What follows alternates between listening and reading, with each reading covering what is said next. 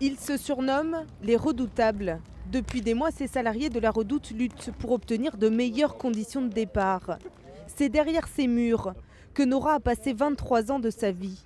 Même si elle est désabusée, cette Roubaisienne ira voter, car elle est persuadée que la politique peut changer les choses.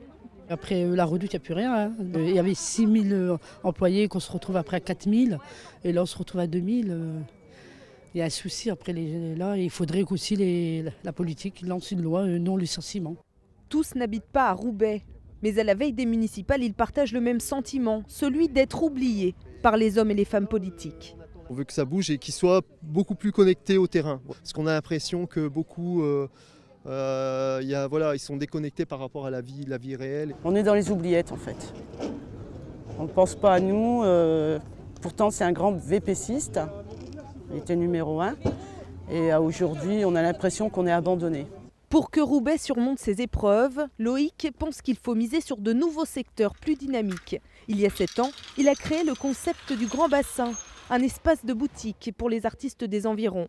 Pour choisir son futur maire, il va donc s'intéresser à 2 thèmes, la culture et la création. Il en manque toujours un peu et c'est vrai qu'on les cherche, ces points-là, dans les programmes. On trouve que c'est un peu laissé de côté. On aimerait en voir plus en tout cas. Olivier, lui, veut pousser les candidats à défendre le patrimoine industriel, essentiel, estime-t-il, pour les Roubaisiens.